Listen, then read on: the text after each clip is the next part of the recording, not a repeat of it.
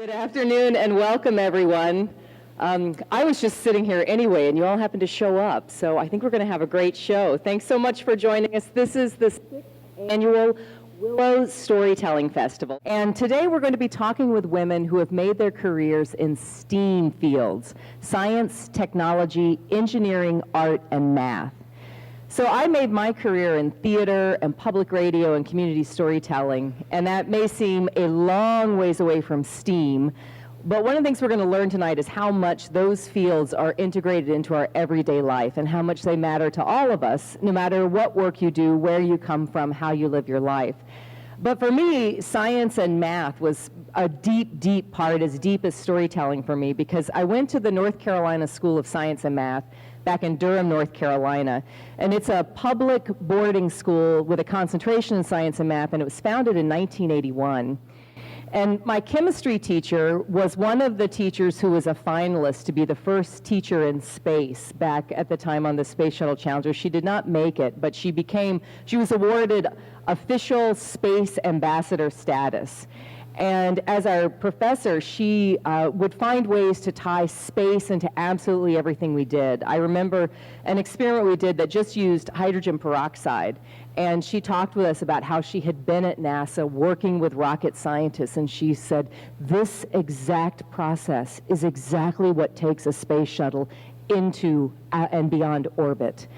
And one thing she never said, I don't remember ever saying this, she never said, ladies, you too can work at NASA. She never said that. But she didn't have to, because seeing her working as a scientist, knowing her connections with NASA, hearing her talk about her experiences, just being herself, that let me know by what I saw that going into NASA, going to the sciences was absolutely a viable career for me. I didn't go into NASA or the sciences. I did go to space camp, but I didn't become an astronaut, surprise, surprise. However, 6 years after I graduated, another woman who also had the same teacher as me, she graduated from the North Carolina School of Science and Math, and 2 days ago, that woman was part of the first all-female spacewalk. I'll do everything I can to get association with it. I went to her high school. So she made history, and her name is Christina Cook.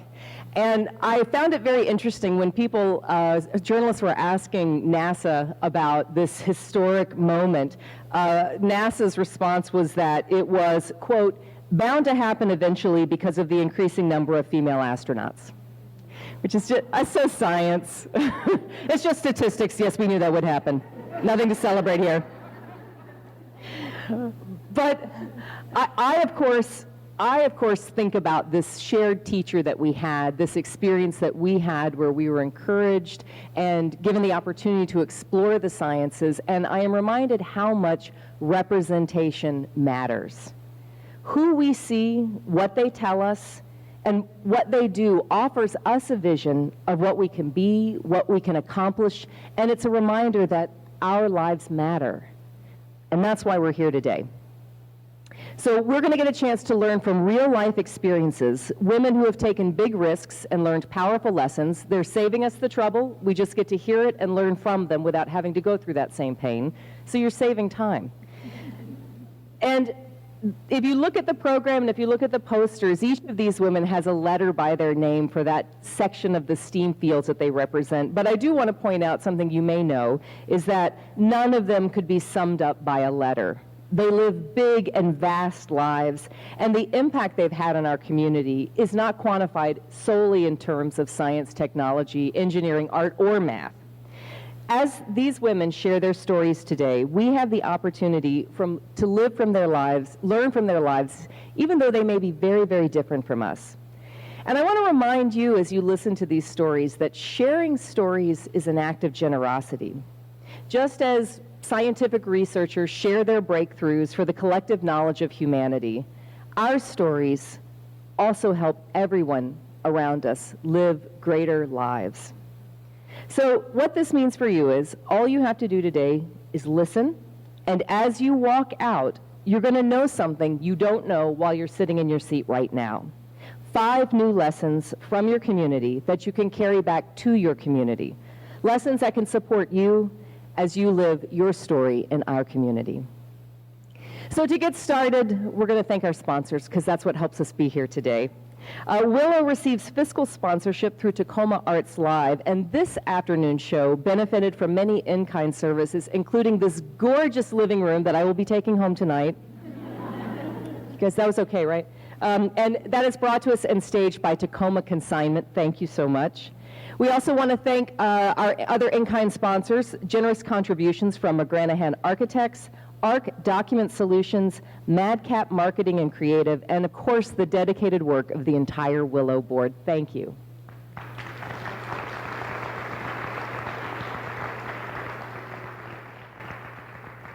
So we'll begin the show today with a welcome from a member of the WILLO board, Mary Robnett. Mary is Pierce County prosecutor, and Mary, you are the first woman to hold that role. Come on and have a seat.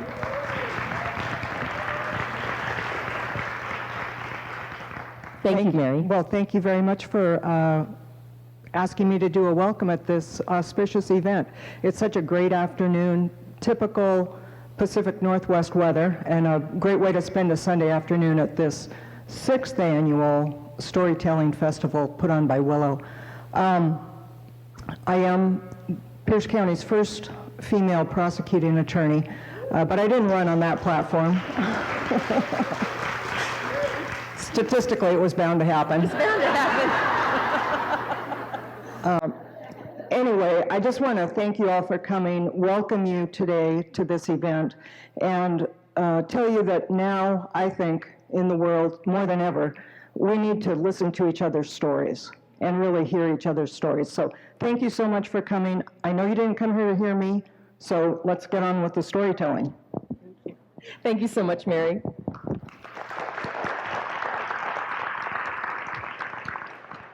And we have a couple more thoughts to prepare us before we get to the storytelling. And one of them, as you know, all of our storytellers today are members of the community representing the strong presence of the STEAM fields in our community.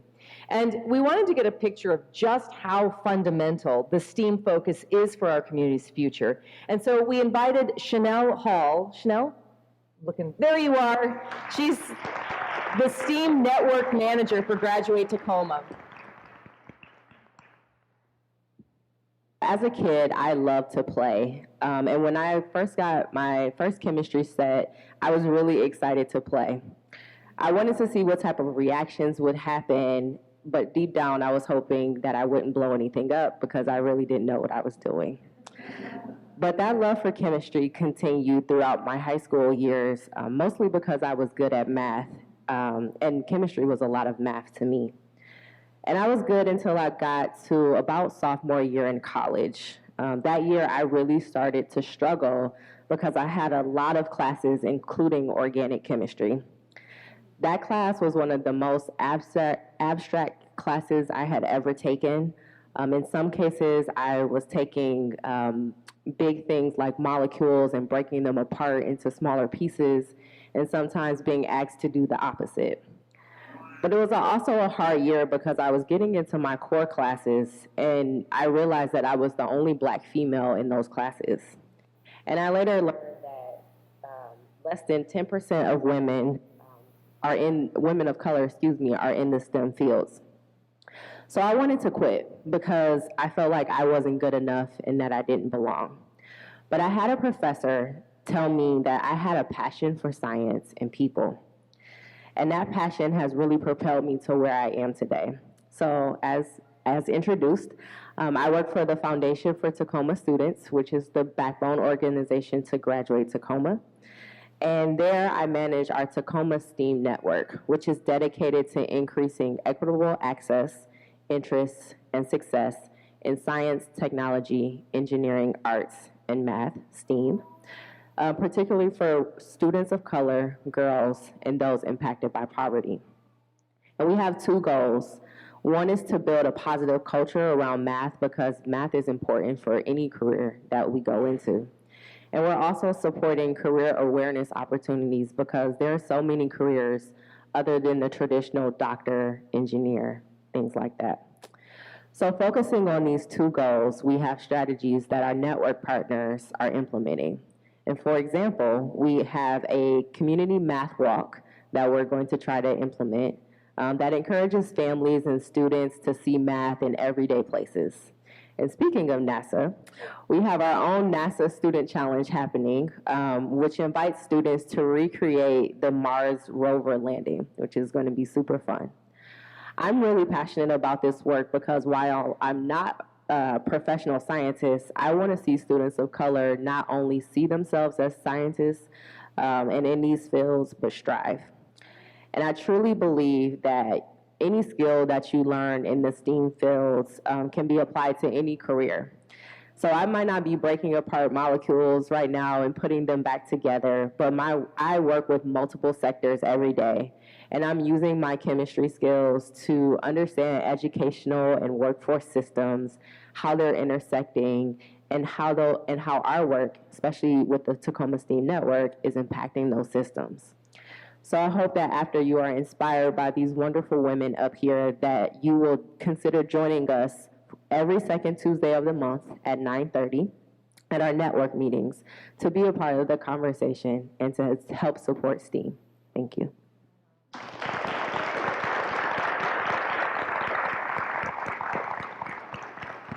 Thank you, Chanel. So before we sit in conversation with our featured storytellers, we want to take just a few moments to remember a woman who made history in Tacoma. And she generously shared her legacy with Willow back in 2016, Karen Vial.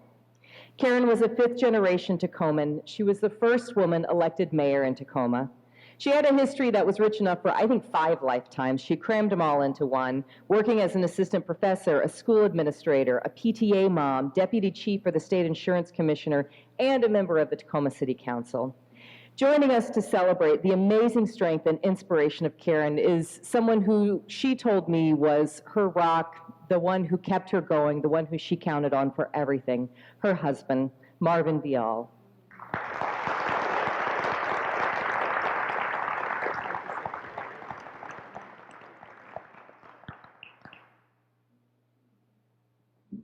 Thank you for joining us today, Marvin. Thank you. First, I'd like to thank Willow Song and Megan for the opportunity to honor Karen. I know she was very appreciative of her the opportunity a couple of years ago to tell her history to Willow. When Song contacted me about participating, I began to think about what I would say. My first thoughts were about her career, and Megan just went through some of them. Education at UPS and WSU with a master's in political science and economics, professor at UPS, state budget office, and the first woman in upper management in that agency. Deputy insurance commissioner, research director at the Evergreen State College, consultant on fiscal issues for a variety of clients, Tacoma City Council, first woman mayor of Tacoma, director of Central Latino, substitute teacher for Tacoma Public Schools and the Tacoma Public School Board.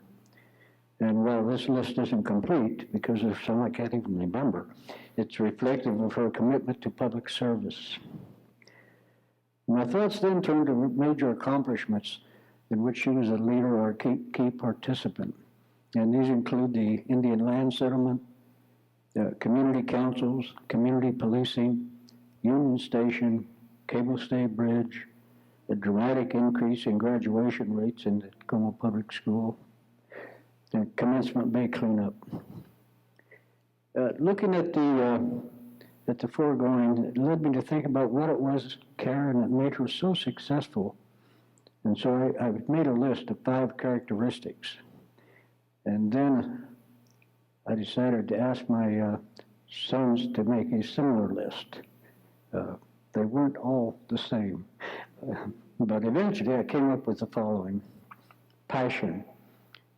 Many of you know her passion for Tacoma and for children, but her passion extended way beyond that. Perhaps the best example is related to sports.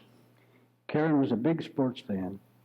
And when the Seahawks, the Cougars, Wisconsin, where she also attended, or my alma mater, Kansas State, or on TV, she would not simply comment on plays or officiating. She would yell, my sons say scream, at the coaches, players, and particularly the officials. I kept telling her that they can't hear you. It's on television. But that was to no avail. A second characteristic is compassion. Karen was a fighter for the underdog and disadvantaged. In her 9 years as a substitute teacher, in which I think she taught at least 3 days a week for the whole school year, the majority of her teaching was at schools with low-income population, notably at Sheridan and Lister. She was Mrs. V to the students and known as a no-nonsense but caring teacher. Carla Santorno, Tacoma Public Schools superintendent, has commented several times that the high school graduations were extended in time because so many of the students would have to hug and thank Karen for how she had helped them when they were in elementary school. The third characteristic that I came up with was courage. Other than fear of birds, there were a few things that Karen would back down from. I remember about 50 years ago when she was teaching at UPS, she was asked to moderate a televised debate between then Mayor Slim Rasmussen and his opponent, Gordon Johnston. Now, Slim was known as he was known for being aggressive and bombastic, basically. And I specifically remember that during the debate, he pulled out this roll of paper, I'm not sure, but I think it was toilet paper, and contained a list of all of his opponent's failures and faults. Karen, who was in her 20s at the time, immediately told him that it was not appropriate and threatened to stop the debate. He stopped, and the debate continued without the theatrics. Next characteristic is respect from others. In the political world, it doesn't matter how committed or hardworking or smart one is, it still requires the support of others to get things done.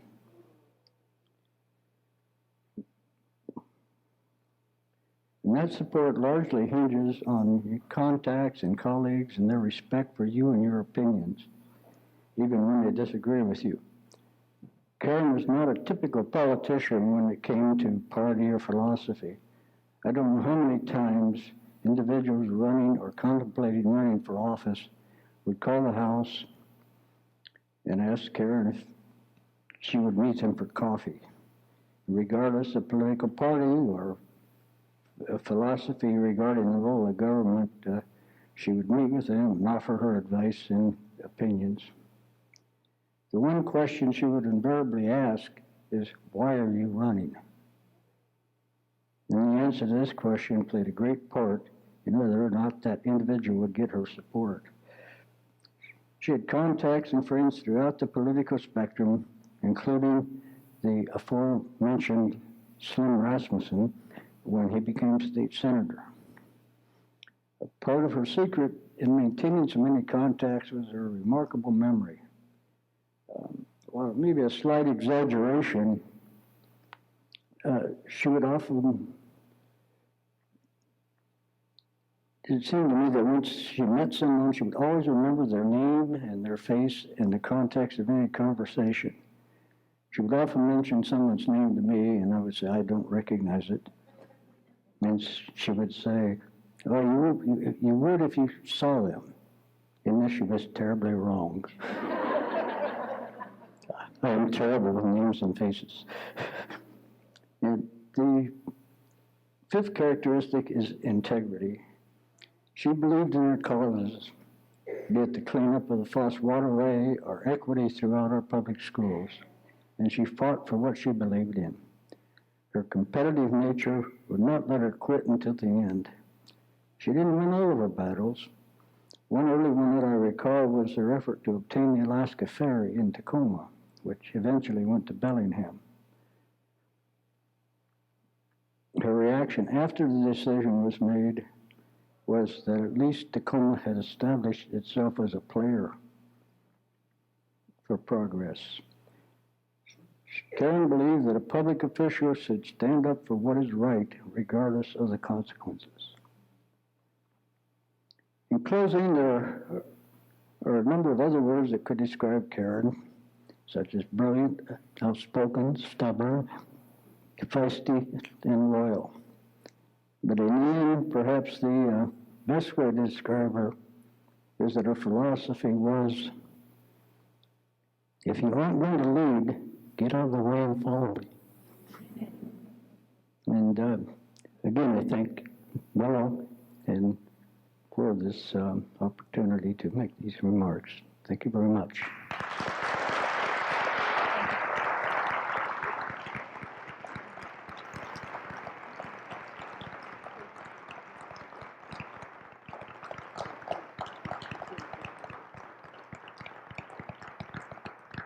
Thank you, Marvin.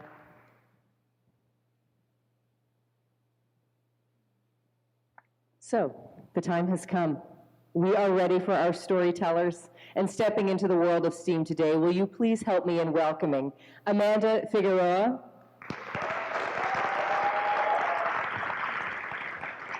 Almas Nagesh, Lynn Jo, Jaleesa Trapp, and Kim Key.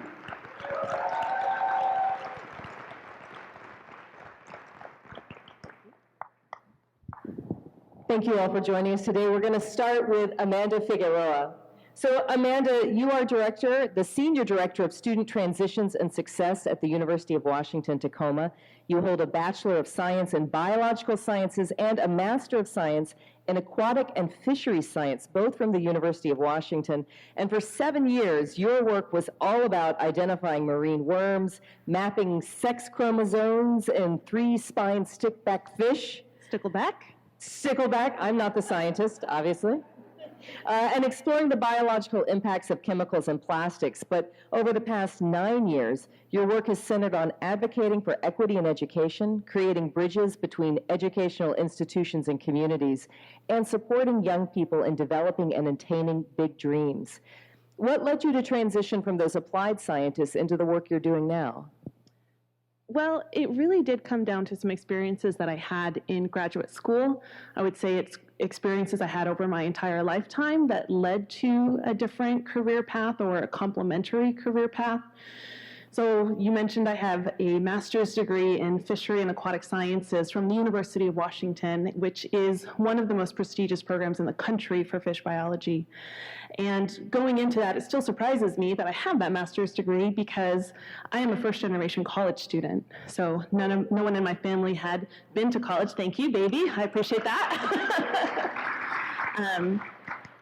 And so it was very unusual for me to make that decision to go to graduate school because at that time, neither my husband at the time or my parents were very supportive of that decision. I had a great job at the Fred Hutchinson Cancer Research Center.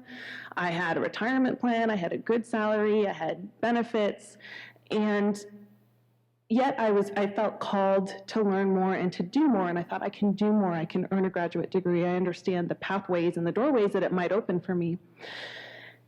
But they weren't supportive, and it was very unusual for me to go beyond their wisdom and choose to pursue a graduate degree. But a few weeks, like 2 weeks after I'd started my program, I was on a plane headed to Kansas City with some other graduate students who were in different programs, and I was headed to a conference I'd never been to before, a conference called SOCNIS, which is Society for the Advancement of Hispanics, Chicanos, and Native Americans in the Sciences. And I had been to scientific conferences before. I had been to big national conferences, I'd been to local conferences, I'd been to local seminars. So I thought I knew the flow, and I thought I knew kind of how that goes. But that experience completely blew open my concept of what science is and the ways that we can show up as leaders in science. And in fact, preparing for this, I went back and I found my 2007 program from when I went, and the theme of the conference was stretching the imagination for leadership and sustainability. And I thought, wow, that's an educator's dream. Like, your theme is the impact that it has on the people who attend. But I had met in my lifetime maybe 10 different scientists of color, maybe 10. And I was in Kansas City, and I was in a hotel conference room space with 4,000 Native American and Latinx scientists and students, folks all the way from undergraduate degrees, all the way through folks who were directing parts of the National Science Foundation, and it blew me away. And they opened the conference with a blessing from one of the local tribal leaders. I had never seen that happen at a scientific conference before. And then they had cultural dances, and then they had music, all alongside of this really wonderful, rigorous science discussions and research. And I thought, this is how you do science? Can they do this? They're doing this. And then the keynote spoke, and it was Dr. Rochelle Gutierrez, who has a doctorate in mathematics. And she not only talked about her professional experiences and the importance of leadership from communities of color, by communities of color, but she also talked about mestiza consciousness, and she talked about this concept from the indigenous Nahuatl people of Mexico called Napantla, which in their language is a sense of in-betweenness. They had a word for it. And in this sense of in-betweenness, it developed for them after the Spanish conquistadors came and perpetuated genocide and cultural genocide, and then the next generation grew up, and they were a mixture of different colors, of different cultures. This really spoke to me because I'm mixed race. My dad is German American, my mom is Mexican American, and I'm a white passing Latina. And I had always struggled with this sense of in-betweenness and feeling like it was wrong.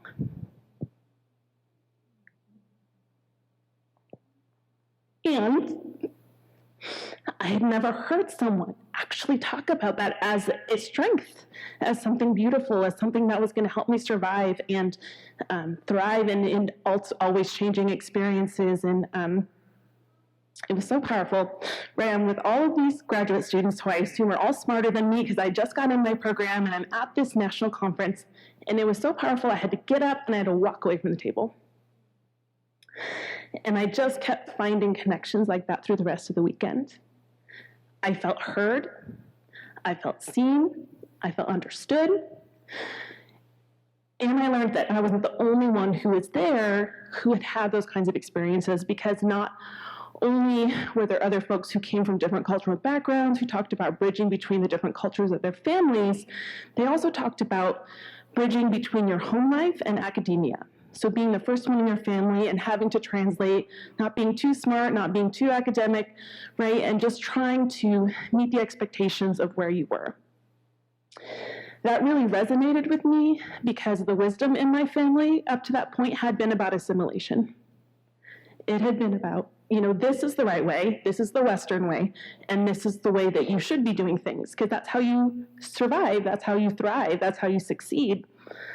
And we made a pact. All the students that had gone to that conference made a pact that we were going to bring that sense of community, that sense of power, that sense of belonging back to the Seattle campus.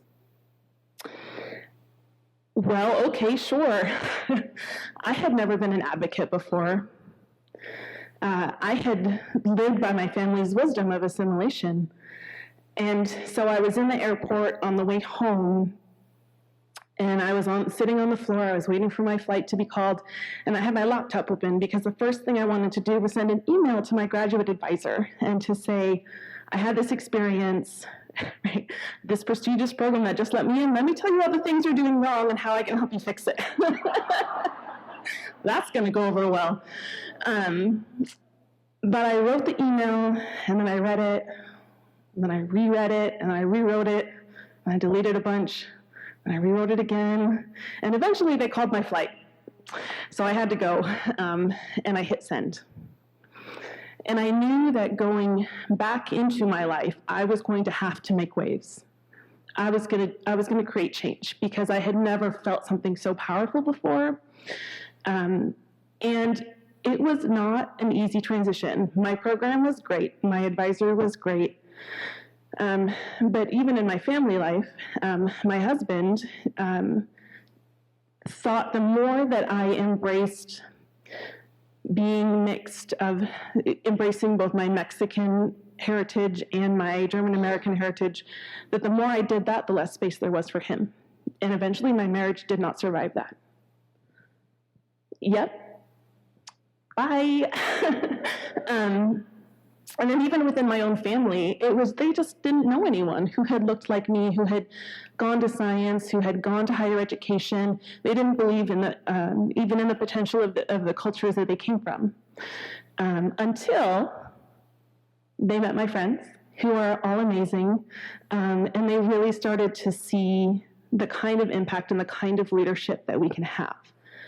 And what really brought it home for me about how I was committed to doing this work differently was about 9 months after the conference, we were invited out to a small high school in Eastern Washington called Royal City. And the Sauconist group, who had gone to that conference and come back and launched the student chapter and was advocating with leadership within UW, we hosted an outreach event for students. And we talked about our personal experiences. We talked about the science that we're doing, what graduate school is, why we chose to go. And because we came from Indigenous, Pacific Islander, and Native American and Mexican backgrounds, we also knew that we needed a family portion. So we invited the families to come in the evening. So like during the day, one of the things we taught the students to do is how to isolate strawberry DNA. And then later that evening, the families came in and the students taught their families how to do that. And seeing the pride in their faces, it was like seeing their dreams unfold, right? You come to this country, you have dreams, you always want better for your kids, and then you see them in these leadership roles, and you see them teaching you how to do things you didn't know how to do. And we also had a chance to answer questions for them about what graduate school is, what it's like all the way over in Seattle across, across I-90. And we did it in English and in Spanish. Very straightforward, simple things for us, but so impactful and so different from what they'd experienced. And we had an undergraduate who had come with us, and on the car ride home, she was just effusive. She was gushing about how validated she felt being with a bunch of other graduate students further along in their education, who also had some shared identities and some shared values. She talked about the power of being able to talk about science in Spanish and what that meant to her. And I just knew in that moment, like, we get to take up space differently, and it matters. Science is a cultural endeavor. No matter where you're from, the way that you ask questions, the way that you interpret data, the way that you make explanations of the world, the way that you approach solving natural problems, you bring all of your cultural lenses to that. And it matters. It matters that we're there, and it matters that we bring our culture into the ways that we're thinking about science and art and mathematics and technology. So I don't do scientific research anymore. And UW-Tacoma keeps promoting me for making waves, which I'm all about. And I actually have a great husband now who fully loves the unfiltered, full version of me. And my life is now filled with these rich relationships and really meaningful, purposeful work where I get to take up space differently in the academy. Like when my mom introduces me and she's like, "Senior Director." Something neither one of us saw coming ever.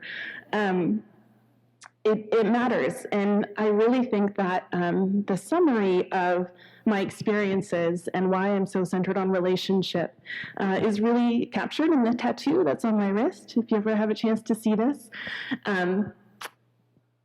Oh, that's me. But on my wrist, I have a muscle.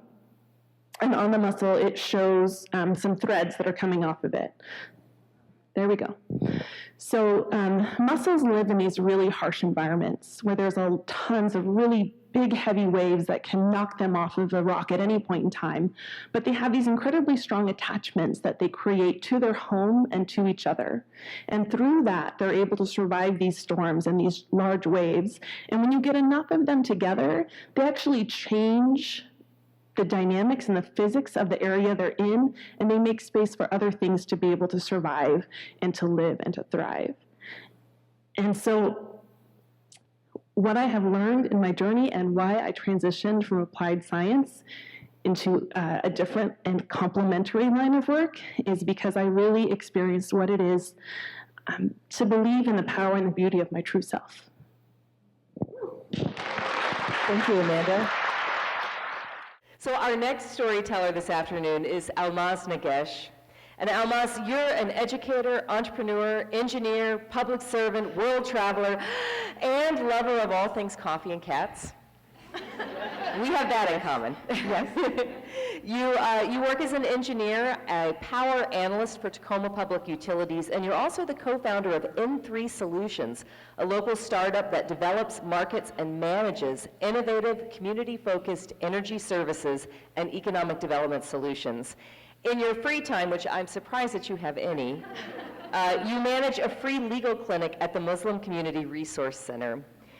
So, with all of this going on in your life and so much service to others, how has your family and your mother, your family history, how has that inspired and supported you in the work that you do? You know, I don't think that it's possible to tell my story without telling the story of my mother. I don't think I would be, I know I wouldn't be the person that I am if I weren't raised by the woman that I was raised by. And if she wasn't raised by the woman she was raised by. And so I start my story in the mid-1800s, which is as far back as I can go. And I consider myself a strong woman from a line of strong women. And the irony is that I'm holding a tissue here because I have never gotten through this story without tearing up, but I consider myself strong, though I tear up.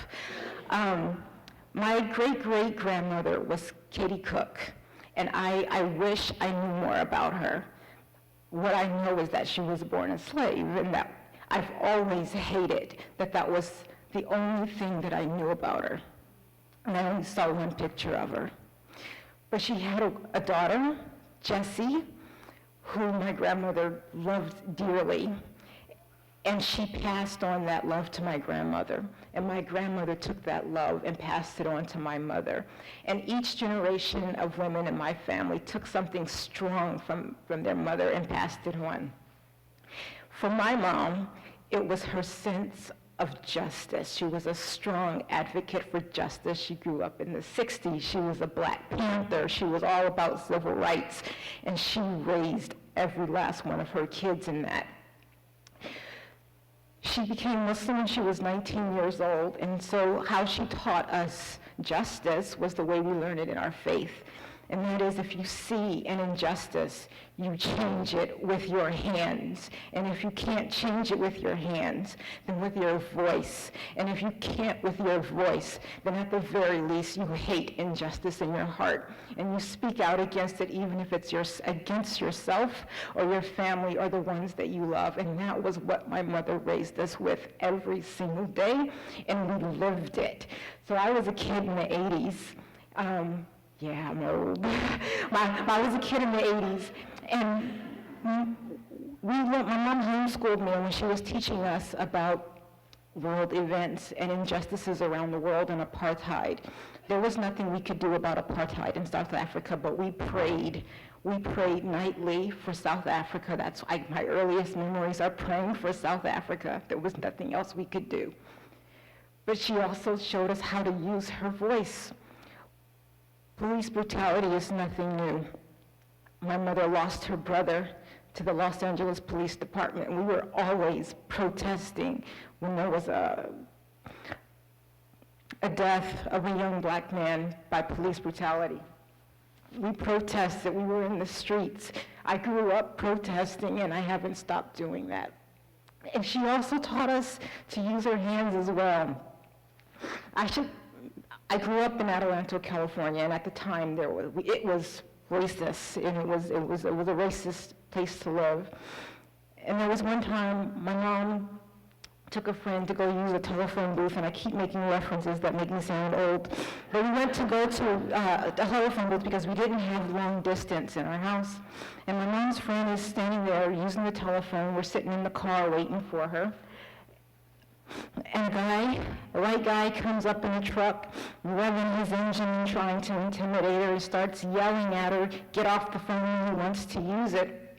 And my mom, once he started to get threatening, she jumped up out of that car, she opened up the trunk, and she grabbed the first thing she could find, which is some random piece of metal. And when that incident was over, we all laughed because nobody knew what the heck that metal was. It was just some piece of random metal. And she picked it up, and she positioned herself between this man and her friend. And if he got out that car, she was going to fight. But he didn't get out. He drove off, but not before saying that he was going to go get some more KKK people. Now, I grew up in a racist town. This is not the first time that I heard about racism, but it was the first time that I encountered someone who claimed to be from the KKK. And I said, are we going to stick around, Mama, until he gets back? And my mom said, girl, please. You think he's going to go tell his boys that 2 black women in a car of kids chased him away? We ain't going nowhere. And we stayed. She used... Yep. And she taught me to stand up for myself despite the odds. And so of all of those, we had so many instances of that through life. The one thing that I decided to inherit from my mother was the firecracker. Like when I see injustice, I want to go out and change it with my hands. Like I jump to that one first. But it's had interesting results throughout my life. And the most recent one, the one that's on my mind and on my heart right now, has to do with workforce and equity. Now, it's no surprise to any of you here that women in engineering and STEM fields in general are discriminated against. I've always overachieved. I have a PhD in electrical engineering, and I don't need that for the job that I have. But I never thought that I would experience this type of workforce inequity. But about a year ago, we had a reorganization at my job. And I had made it very clear to the managers that I intended to take my boss's position when he moved out of that role. So about a week after we have this conversation, the section manager sends out an email saying that he was promoting the former boss of mine into leadership and demoting his former role. And so I went and I talked to the section manager and I said, so are you asking the black woman to do the white man's job for 76 cents to the dollar? Point blank, I said that. And like I said, I'm a firecracker, right? I go straight to probably making people defensive, which is exactly what happened. And so he locked up, he sent me to HR. I ended up going to his boss, and I was talking to middle management, I was talking to executive leadership, senior leadership. I was all the way up to the CEO, and you know what happened? Absolutely nothing. For 10 months, I told them, I showed data. We have quarter after quarter after quarter, we get reports that show women, as we go up in our organization, we do not get compensated to the same level as our male peers. Data I brought, nothing happened. And it's months and months and months. It's enough to make you go mad, but I didn't, because this ain't my first rodeo. So when I was 19, and I'll tell you 2 stories about how I've been impacted and why I am able to persist. When I was 19 years old, I went with my sister here and my other sister. We traveled the world teaching English and studying language. The first place we went, I was 19, was Sudan. And we studied Arabic and taught English there. And after I had studied Arabic, we started to take classes in Arabic so that, to really perfect our language skills. So I was taking some psychology class that required me to go to the library. And so I went to the library, wanted to go in, and they said, no, it's Tuesday. And I'm like, what? At this particular university, women were allowed to go to the university for 1.5 days a week, and men got 5.5 days, and I came on the wrong day. And I wasn't having it. I was like, oh, no. When I went back to my class, I grabbed me a piece of paper. I was completely unorganized, but I just like, we're protesting. We're going to do a petition. And I just got all of these names. I went to all of my classmates, and I was like, sign your name on this paper. They are not doing this to us. I went to the professors with that long list of names. I went to admin. I ended up at the dean's office. And when I walked in, he said, he must have known I was coming.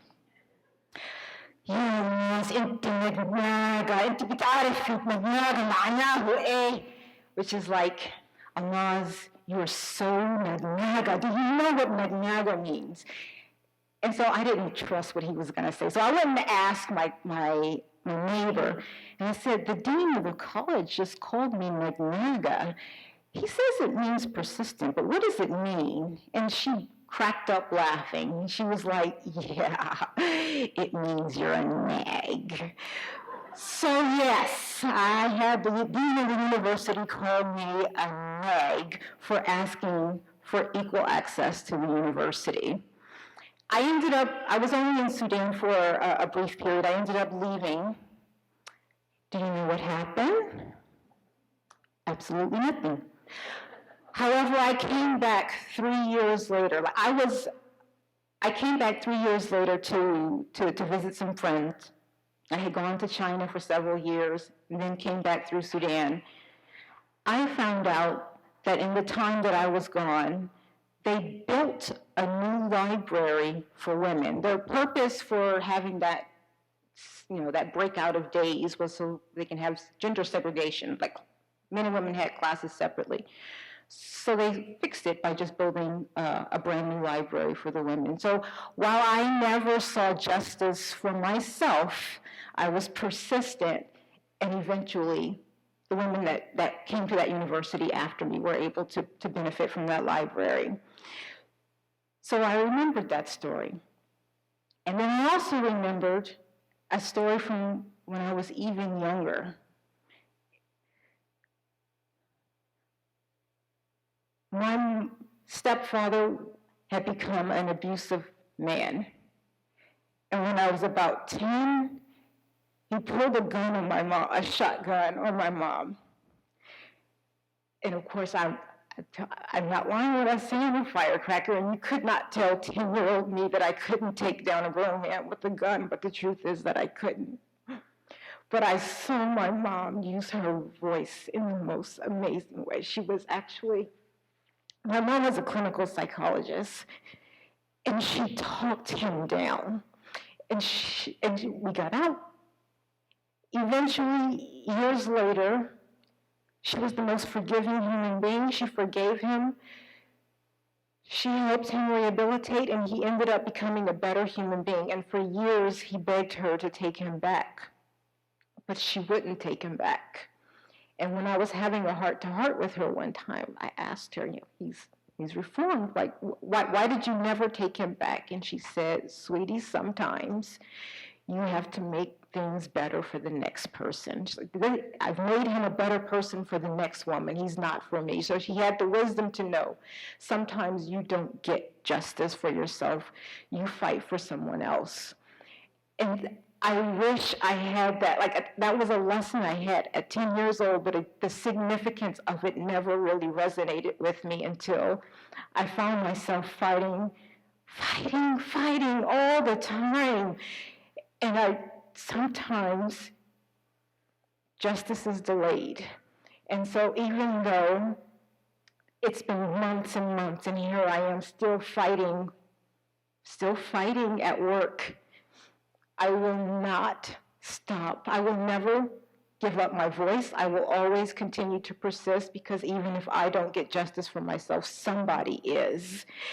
And I don't have kids. Like I said, we each inherited something from our mother, but if I give something to your kids, I would say, be Magnaga. Yeah.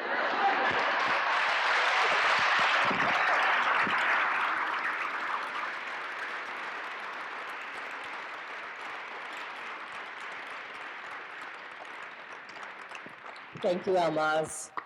I'm going to get a T-shirt with Nagnaga. I think that's a movement waiting to happen. Bravo. So our next storyteller is Lynn Zhou. Lynn, you're president and CEO at Bates Technical College. You're the college's first female president, and you're the first female Chinese immigrant to serve as president at a public two-year college in Washington State.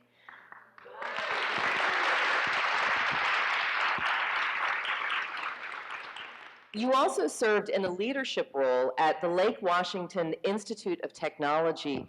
How did your work there at Lake Washington lead you into the work you're doing now? Thank you. Good afternoon, everybody.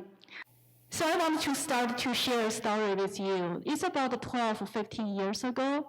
I was Associate Dean of Extended Learning and Branch Campuses, and I was in my office.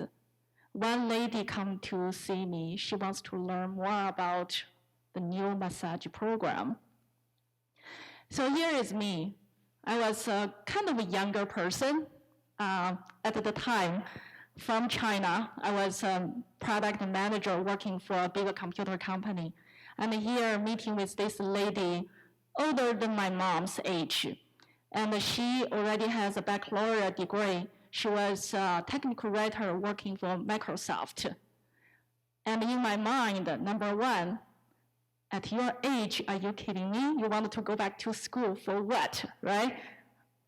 I don't have that mind anymore. Just want to make sure you understand. I keep saying when I was younger, right? Number two, you have a very good job for Microsoft.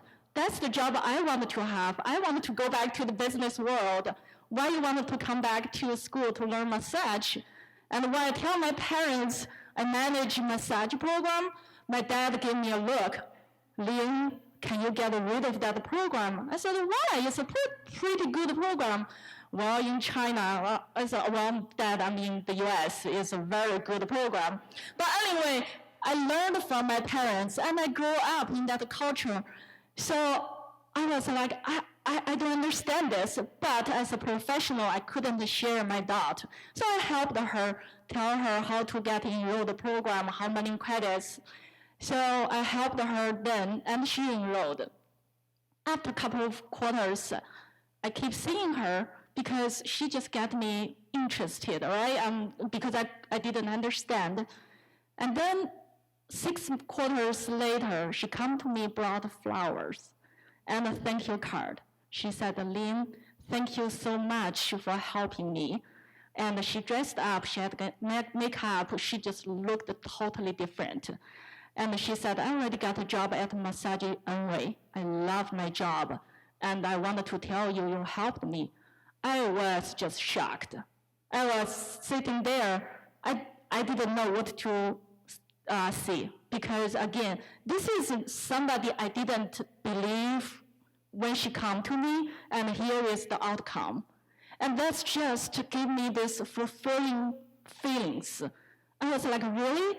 Someone like me could help somebody else, and I couldn't speak good English. So I wanted to learn more, and I wanted to know why is that. So about 20 years ago, I come to this country with my husband. He is a software developer. I couldn't speak English. Like I said, I was a product manager already, working in the big computer company, dress up every day, and come here, have no friends, couldn't speak English, no family, couldn't drive, couldn't do anything. And I'm a very talkative person, so that's just killing me. So I went to Lake Washington to learn English. I was a ESL 5 student. The advisor said, Lynn, after a quarter, Uni wants to consider a program. I was like, oh, she must think I'm very smart. And later I found out they just want another FTE. I'm kidding. But as a college president, we always want FTEs. But anyway, so I did get enrolled in a computer program because my husband promised he would help me with my homework, and he lied. Because every time I remember I got into this 30 students program, 30 of us, 2 women, me and another Native American woman, just 2 of us.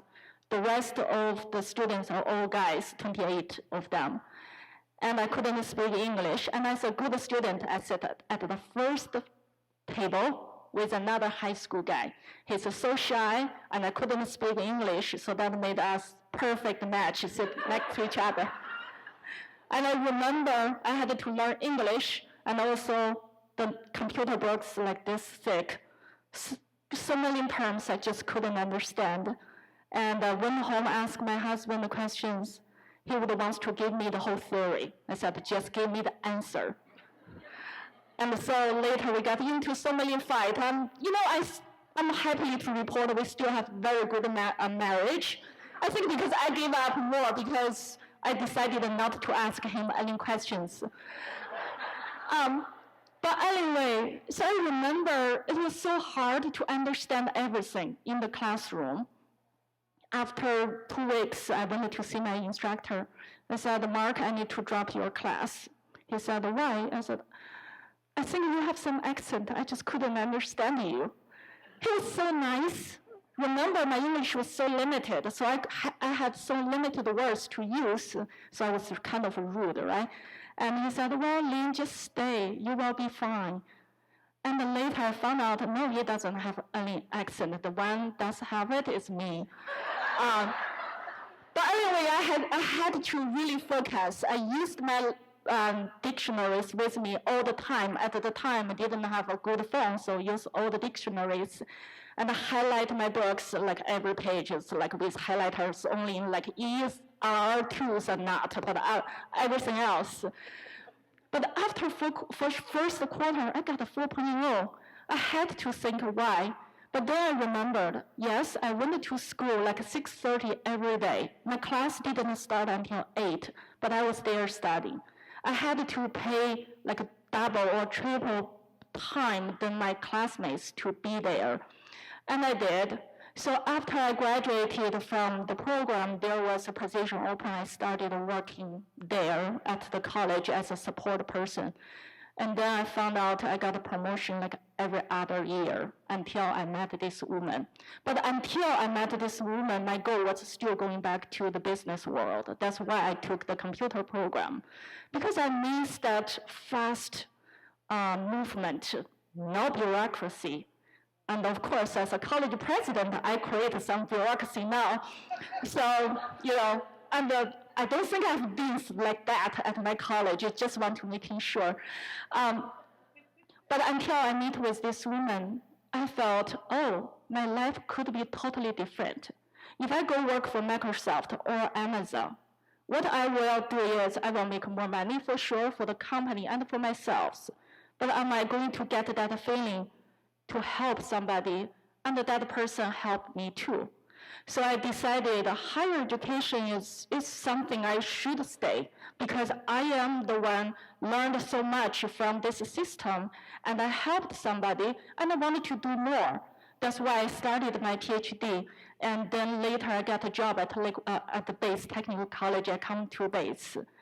There has been a lot of challenges in my life. Even today, I can tell you, I just got back from another trip last night, and I've been thinking what I'm going to share with this group. I wanted to have an amazing story to tell you, but one thing I really want to share is, even today, I'm still learning my English, and I know it's okay, because I come to this country with the hope to have the opportunity, and I do. I have been so fortunate to have so many mentors and to have so many opportunities just I felt just waiting for me, but the people said, Lynn, you work hard. But that's me as an Asian woman, as a Chinese woman. I always kind of doubt about myself.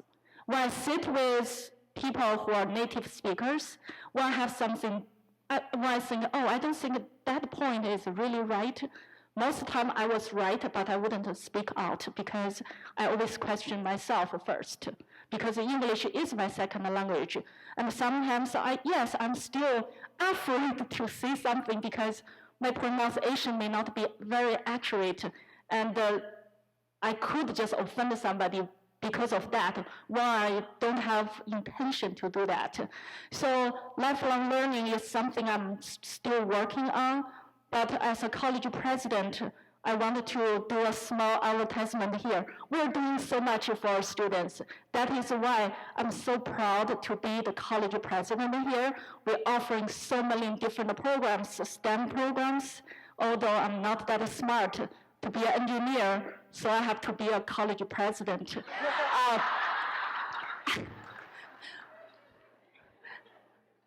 But as a college, we just had our groundbreaking for our health science building, and we are designing our new fire services training center.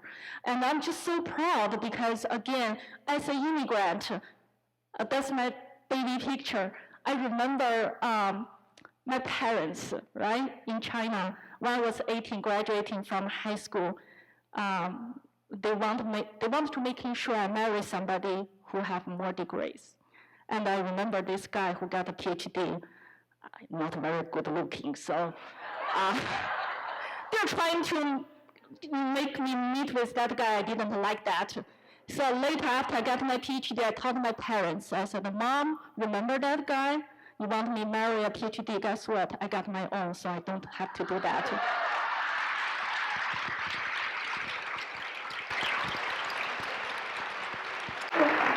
Thank you, Lynn. Thank you for sharing your story. Our next storyteller today is Jaleesa Trapp. Jaleesa, thank you for joining us. You are a Tacoma native, but you are working on your PhD at the Media Lab at Massachusetts Institute of Technology, MIT. And your work at the Lifelong Kindergarten Research Group at the MIT Lab focuses on creative learning and learning technologies to eradicate race, class, and social barriers in education through a lens of intersectionality. You're a community organizer with the Tacoma Action Collective, and you teach at Tacoma's IDEA High School, which focuses on industrial design, engineering, and the arts. How has your experience throughout your life helped you with your teaching work that you do now at IDEA? So my upbringing helped me with teaching a lot. If you knew me when I was in high school, then me being a teacher is kind of funny because I hated high school. So teaching, I knew that I wanted this experience to be different for the students that I was teaching because I hated it so much. I had a student who also hated school because in the classes he had to do the things that the teachers told him to do and not what he really wanted to do. He was really interested in computer science, which is what I taught, and so he would hang out in my class a lot and talk to me. I was also his mentor teacher, so at IDEA, Sammy and Soda, each teacher also serves as a mentor.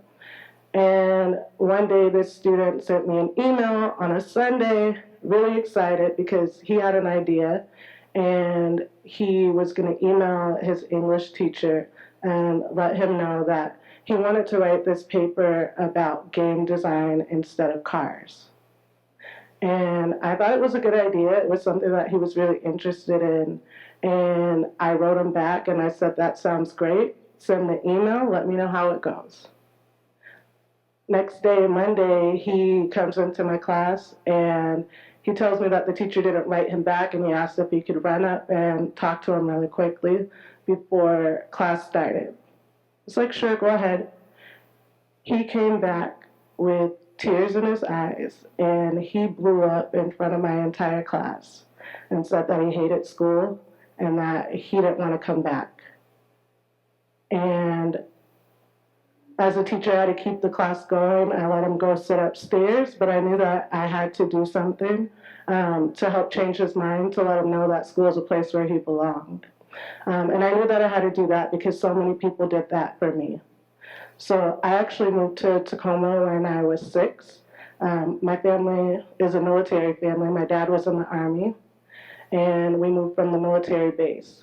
And being a military family, we didn't have a lot of family here in Tacoma, but I had a lot of extended family just because they became a part of our village. So I have a lot of aunties and uncles in Tacoma that may not be blood, but they are my aunties and uncles, and some of them are here today. And because of them, that's why I am where I am. That's how I got to be where I am today. So when I was in the 7th grade, my parents got a divorce, and my younger sister and I would be home by ourselves a lot after school. We do have an older brother and sister, but they're 8 years older than me. So when I was in the 4th grade, they graduated from high school and moved out. One day my aunt came and picked me and my sister up and took us to a place called the Clubhouse. I had no idea what this place was or why I was going, and I did not want to be there. But she knew that it was a place that I should be. And I stayed there, and I learned so much. And because of that place, I was able to go out and do a lot of great things. I had a great mentor there by the name of Miss LaVersa.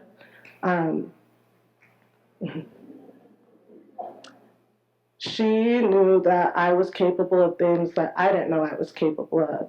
And she didn't let me come up with any excuses.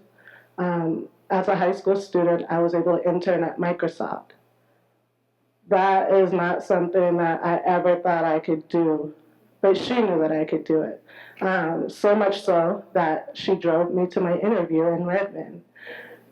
And she sat in the car and waited hours until my interview was over. And by the time I got home, I had a voicemail saying that I had an offer from 2 different groups at Microsoft. That is not something that I ever thought I could do, but she saw that in me. And she brought so many other powerful mentors to the Clubhouse.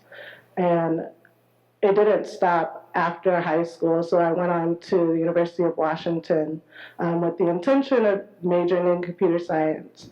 When I got there, I felt very intimidated. I felt like I couldn't do a lot of the things that my classmates could do. And she reminded me that I could and that I had already done so much. And she made sure to connect me with other mentors at the university to make sure that I knew that that was a place where I could be, where I could thrive. After graduating, I knew that I didn't want to go into corporate. I had done that actually twice. I interned at Microsoft twice as a high school student. And while I liked it, I knew that I didn't want to work in corporate. And so another mentor from high school, actually the only high school teacher that I ever felt connected to, who's here today, Fisher, she reached out to me and asked me if I'd want to do AmeriCorps. So I was actually among the first to graduate from the Human-Centered Design and Engineering program at the University of Washington. And if you look at the rest of my graduating class, they all went to go work at Microsoft, Amazon, Boeing, all these places. And when she asked me if I wanted to do AmeriCorps, I said yes. And so I went to Peace Community Center. And there, I still had mentors that helped me alongside her. When my grandmother passed away, people at Peace Community Center made sure that my younger sister and I were able to get there to her funeral. When I finished doing AmeriCorps, I went back to the Clubhouse to be the program coordinator there. And I had a teacher reach out to me by the name of Tim Chalberg and ask if I wanted to be a high school teacher. And at first I was like, no, I don't like high school. I don't want to teach. I like being at the Clubhouse where I could work with youth on things that they were interested in. And I didn't have to tell them step by step. My job was to encourage them and to motivate them and to help them see things that they wouldn't necessarily see like Miss LaVersa did for me. So when he asked, I was just like, I don't think so. But I ended up meeting with the administration anyways, and I decided to teach. And as a teacher, there was a lot of things that I had to learn. And I actually got to teach alongside my high school teacher, Fisher. And she really was a great mentor to me and helped me learn to teach in a way where I could still be myself and still bring the skills that I already had into this new field. So knowing all of that, I knew that this student who wrote this great paper and was told that he couldn't turn that in, that he actually had to do the assignment. I knew that I needed to step in and help him see things that he might not see on his own. So I started by letting him know that his anger was valid and that it's okay to be upset. And then I let him know that other people have helped me along the way, and if he was willing, I would help him. And he agreed. So I asked him if he had ever heard of Tesla. He hadn't, so we did a quick Google search. His eyes lit up. He had no idea that his interest in computer science would be related to cars, something that he just was not interested in. And so he went back and he rewrote the paper and he turned it in, and he got a really good grade. And I met with his mom afterwards, and she thanked me for doing that for her son. She explained that before, at kindergarten through 8th grade, he went to the school where she taught at, and she had a community there that would reach out to her when he wasn't doing well, that would say, hey, something doesn't seem right. And him going to this new school, she didn't have that. And I had become a part of that community for her and for her son, just like so many people had done for me. And so even after that, still now today, I have a community that makes sure that I can do things that I never thought was possible. Going to MIT was not something that I thought was feasible for a while. When I applied and I got in, I was like, yay, I got in, but I can't afford to move to Boston. I'm a school teacher. But my friend Janet was like, oh, you're going. And she set up a GoFundMe. And the first person to donate was a parent of one of the kids that I had at the clubhouse. And so many people believed in me when I didn't believe in myself. And so many of those people are here in this room today, and that means a lot. I had to be willing to accept help. I had to be willing to know that sometimes other people can see things that I can't. And without that community, there's no way that I would be at MIT today.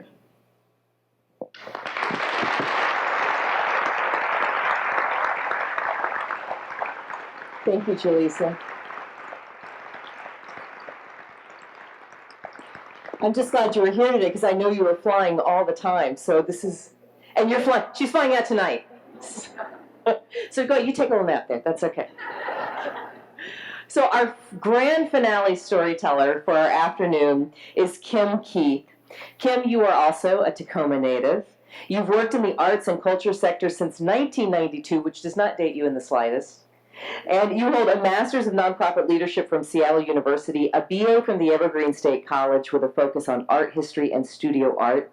You've worked in museums, developing and delivering educational programs, most specifically for at-risk youth and diverse audiences.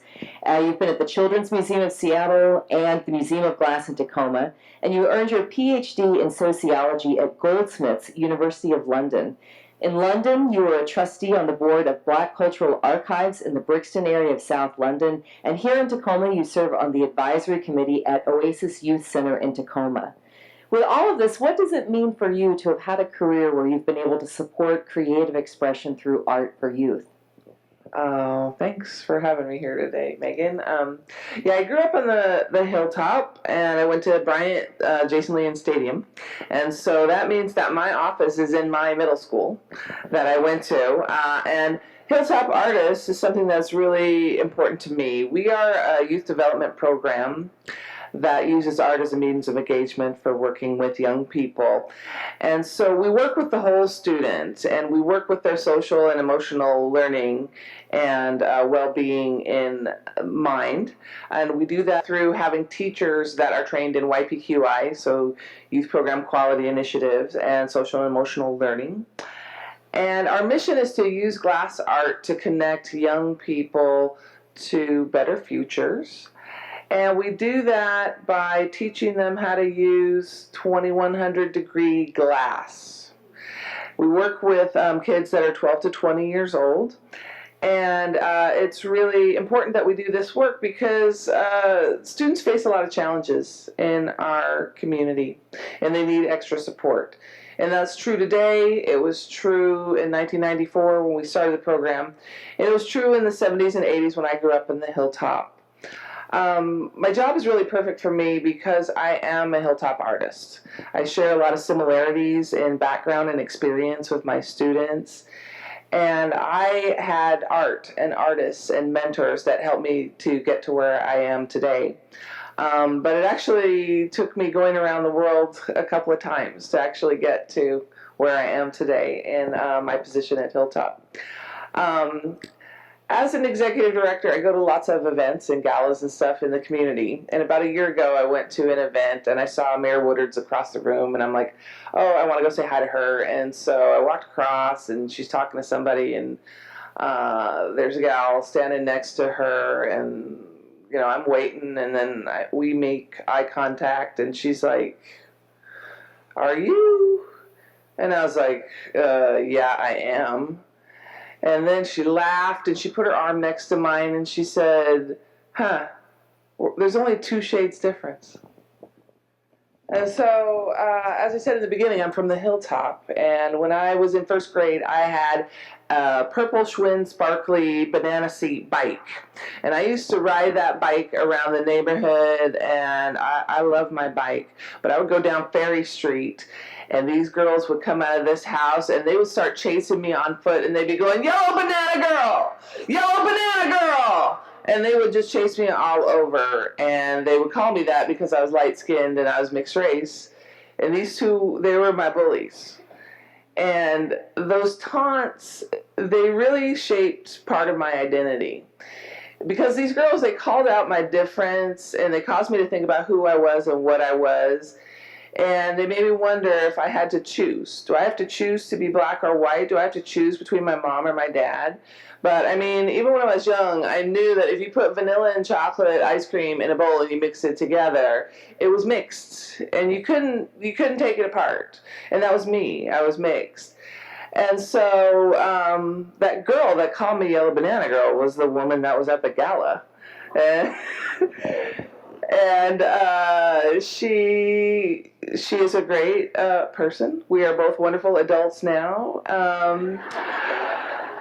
And her mom still lives around the corner from my mom. And Tacoma is a big little town.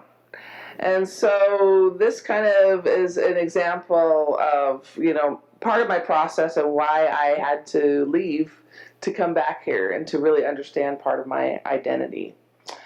I was an only child, and I was raised by a single mother who is here in the audience today. My mom was the only white lady in the neighborhood when I was growing up. And she was very conscious that she was raising a black daughter. And so she made sure that I participated in programs at the Urban League. I had a membership at the NAACP. She made sure I had a relationship with my grandparents, my dad's parents, even though I had a really contentious relationship with my father. Later, when I was 17 years old, I picked a new father.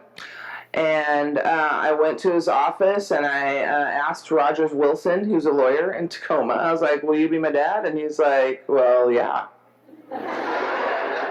And so I was very lucky that he said yes, and he is still very much my father to this day, because I knew that I was going to need some guidance and I was going to need fatherly advice in my life. And so that is a very meaningful mentorship relationship that I have, and that's a whole other story, and so I'm going to get back from my digression.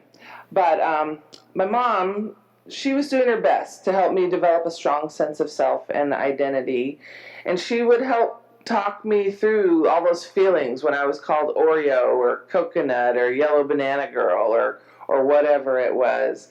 And she also encouraged me to express myself through art. And so painting, drawing, pastels. And she would take me to the Tacoma Art Museum. And that museum became my museum, because when I was 8 years old, I drew a picture called Universe. And I submitted it, well, my third grade teacher submitted it to an art contest, and it was shown in the Children's Gallery at the Tacoma Art Museum. So that became my museum, and my love of museums started there. Later in life, I would work in museums for 25 years. But that was really important when I was young. And so I had this access to making art and to seeing art. And I was building a framework for my ethnic and cultural identity through history and different things that my mom exposed me to in the community. But I didn't have any examples or role models about how to be mixed. And I didn't even know what I was looking for until I found it. When I was 14 years old, I discovered this show on Nickelodeon station called Pop Clips. Now, this was in 1980-81, and Pop Clips was the precursor to MTV. I'd always loved music since I was a little kid. I got my first Play School record player when I was 6 years old, and the first things I got were those Disney albums where the cover is a story. And so you read the story along with the music. And so that was like amazing. And then I started to get 45s. And this was 1973. So my 45s were like Tony Orlando and Dawn, tie a yellow ribbon round the old oak tree. Or Superstition by Stevie Wonder. Diamond Girl by Seals and Crofts. Steely Dan, Reeling in the Years. And so, I mean, this is a soundtrack to my life, and 1973 was just a fantastic year for music, and so I feel really blessed in that way. And that's when my love of music began in earnest. And then, in 1975, when I was 8 years old, I saw the video for Bohemian Rhapsody on American Bandstand. And when I saw that video, I fell in love. I mean, the music was so theatrical and the images were really haunting, and I felt it so strongly in my heart. And Freddie Mercury became my first boyfriend. And I realize how ironic that is today. But that was the truth. And Freddie Mercury and Queen taught me about rock music. And in my house, we had R&B and soul, and so we didn't have rock music. And so that was like a really novel thing.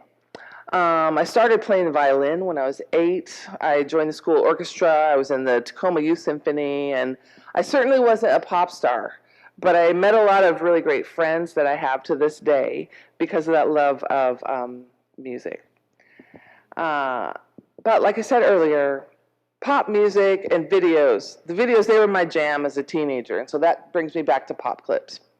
So Pop Clips was this half-hour program that had a really limited amount of material that it showed, and it was like these obscure American acts and then a lot of British music.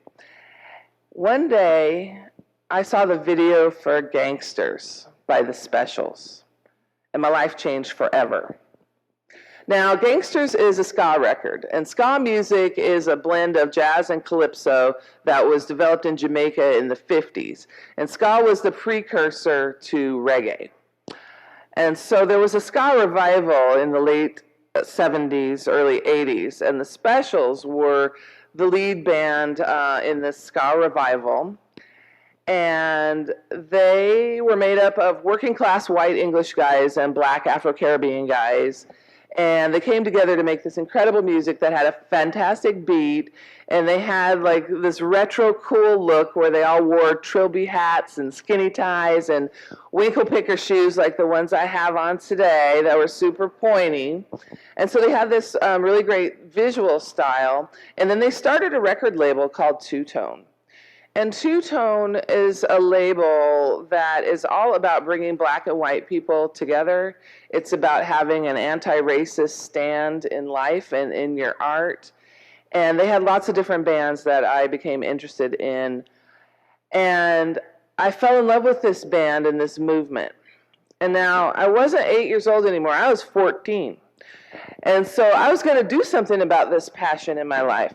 So one day I go downstairs and I'm like, Mom, I'm moving to London. And she's like, you are? How are you going to pay for that? And so I was like, I'm going to get a job. And so I was 14, this is the early 80s, and so I started babysitting, I started collecting cans and newspapers, anything I could do to earn some money. And then when I was 15, I got my Social Security card, and I got a job as a file clerk at my mom's company. And I worked for a year doing that. And so I spent 2 years saving money to move to London. And so after 2 years, I had saved up enough to go for 6 months. And this was 1984. There weren't any exchange student programs with London back in 1984. And so I got one of those Fodor's London on $25 a day books. And in the book, there was a company that did homestays. And so I wrote them a snail mail letter. And I asked if they could arrange for a homestay for me for 6 months. And they were able to do that. And they were able to get me enrolled in the Southgate School, which is a school in North London. And I studied there for 6 months. And one of the friends that I met there, his name was Stephen Twigg. And he introduced me to protest marches and politics and being an advocate and having agency. And this was back in the Thatcher and Reagan days. And so there was a lot to talk about. And so that was part of my experience there. And then Stephen actually went on to become the first openly gay member of parliament in England in 1997, and we're still friends today. In London, walking down the street in Brixton and Camberwell and New Cross, anywhere in South London, that's where the mixed people are. And you see mixed people in politics and on TV and in lots of places. And nobody was calling me Yellow Banana Girl there. And so I fit in. I blended. I felt like I belonged. But I couldn't stay because I was just a sophomore in high school and I had to come home and finish high school right here at Stadium. But that feeling of belonging, it stuck with me. And so years later, when I was going to do my PhD, I decided I would do it in London. I wanted to research how museums engaged with Black people as audience members, as staff members, and as subjects and objects sometimes depicted in the art on the walls. And so in 2005, I started my PhD at Goldsmiths. I started reading sociology and culture studies. And I started learning about identity from a theoretical perspective, from Stuart Hall and Paul Gilroy and Les Back and Bev Skaggs. And then I started volunteering with Black Cultural Archives, where I became a trustee. And we engaged in a partnership project with the Victoria and Albert Museum, which is the world's oldest and largest design museum. We created a program called Staying Power, the Staying Power Project. Staying Power is a book by Peter Fryer, and it's all about Black British history through hundreds of years. And so we named the project after that book. And we started collecting photographs that depicted Black British identity. We collected 135 photographs by 17 different artists. 14 of them were Black British artists. And so we were able to expand the canon at the V&A. We quadrupled the number of artists they had in their canon, and we expanded who was accepted as an artist and what was fine art and what did it mean in terms of representation for Black people. So it was a very significant project that we worked on. But for myself, over 10 years, I learned a lot about what it meant to be Black, what it meant to be mixed, what it meant to be American while I was working on this project. But once again, I couldn't stay. Brexit was on the horizon. A lot of the immigration structures were changing, and I couldn't get a visa. And my mom was also having some health issues, and so I needed to come back to Tacoma. And so when I got back here, I was really divided at first. I was really missing London and my friends there, but I was happy to be with my family and my friends here. I wanted to be in academia, but then I also wanted to be in the arts.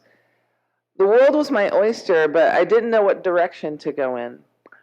And so I interviewed all over the place, in Washington, D.C., and Austin, and Davis, and I was always a silver medalist. I always came in second.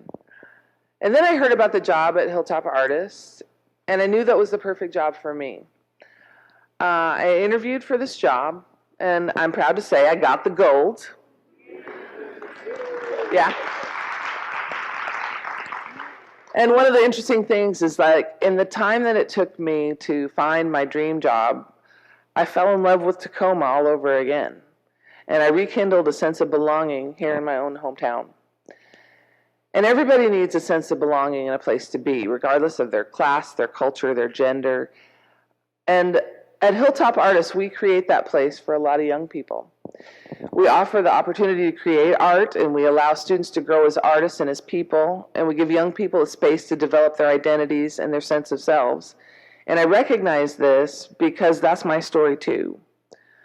There wasn't a Hilltop Artist when I was growing up, but I did have art in my life, and I did have mentorship of a sort, even if it was from afar, from some random band in the UK. And while I wasn't actively involved with drugs and gangs as a young person, I did face bullying, and I faced challenges. And those challenges and bullying led me to question my identity, which in turn led me to the arts and expression through the arts, which informed my career path and my research course. And all of that led me here to this seat today, and I'm back home where I belong. And I'm really grateful for that. Thank you.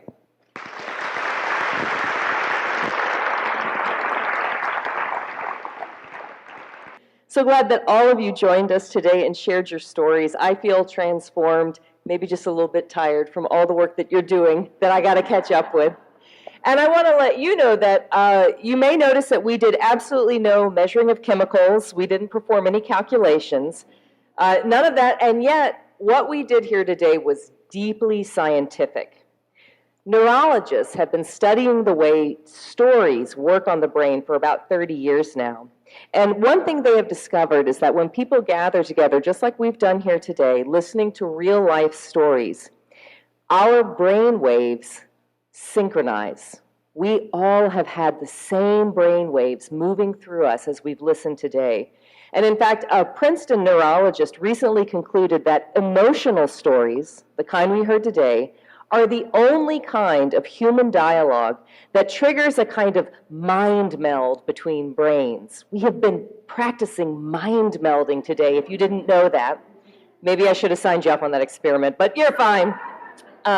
So stories of powerful emotional experiences trigger a release of neurochemicals that force us to pay attention to speakers, empathize with them, understand them, and be excited about their ideas. As humans, we crave stories because we need stories. Stories are the single best vehicle to transfer our ideas from one brain to another. And now that you have heard these 5 amazing stories today, you have the power to keep those ideas moving from brain to brain throughout our community. And that power lies in you sharing your story. It's not just entertaining, it's scientific. So as we draw here to the close of WILLO's 6th Storytelling Festival, I would like to invite WILLO's current board president, Sunny Coe, up to join me on stage to recognize our wonderful storytellers and all the women and WILLO board members who make this celebration possible. Hello, Sunny. Hi. Wow, was that amazing? Amazing. So inspirational, right? Amazingly inspirational. And again, if you can applaud, if you felt a connection to not only their stories, but to our individual storytellers. Yay! And keep that in mind next year, because we're going to have our 7th WILLO storytelling event. So next year, when you see us on Facebook, make sure you slot an afternoon on Sunday so you can come and hear more storytellers and be inspired again and have a mind meld again. Now, with that thought in mind, Vivian, can you come up so we can thank our storytellers? Then let's all have a great time. Thank you.